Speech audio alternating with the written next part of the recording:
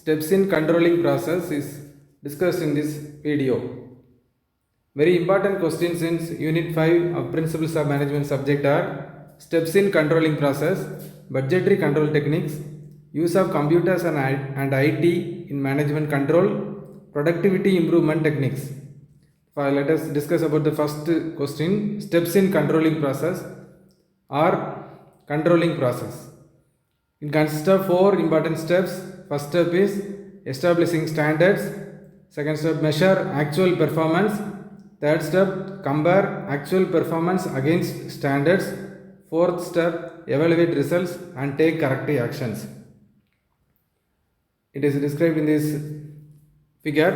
Establishing standards, measure actual performance, compare actual performance against standards, evaluate results and take corrective action. And if there is any feedback, it is sent back to the establishing standards. So these 4 are the very important steps in the controlling process. First step, establishing standards. Standards means criteria of performance. Standards are yardsticks for controlling current activities.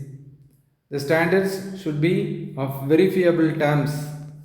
There are 2 types of standards. They are quantitative standards and qualitative standards.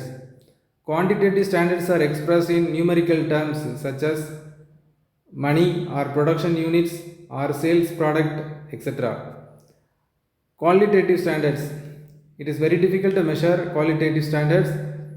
For example, the experience, that is the skill of financial manager or skill of industrial relations manager, is very difficult to measure. It is not difficult to measure in quantitative terms, it can be measured only in qualitative terms. Types of quantitative standards, production standards, they are expressed in physical units such as number of products produced per year, production per day, scrappage per day, etc. The second type of quantitative standards are cost standards. They are expressed in monetary terms such as labor cost per product, material cost per product, etc. Third type of standard, time standards. They are expressed in time units such as machine hours required to make the product, number of days or number of hours required to complete a project, etc. Second step, first step is establishing standards. Second step, measure actual performance. Reports such as operating statements, expenditure reports, profit and loss statements, cash flow statements, and balance sheets are used to measure the actual performance. Accurate reporting increases the value of any control system.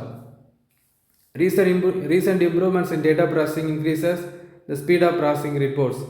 Managers review reports daily, weekly or monthly. So second step is measuring actual performance.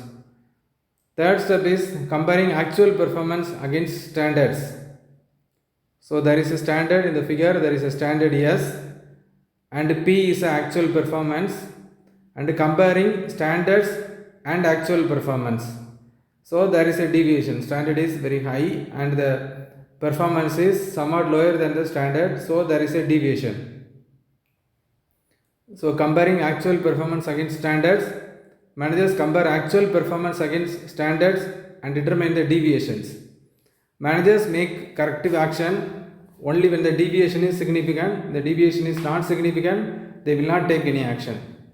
Managers identify not only the mistakes but also find the root cause of the problem for such a deviation. Fourth step, taking corrective actions. Corrective actions may be in the form of additional training to the workers or establishing new equipments or maintaining the old equipment. Corrective actions may be in the form of encouraging the workers or punishing the workers.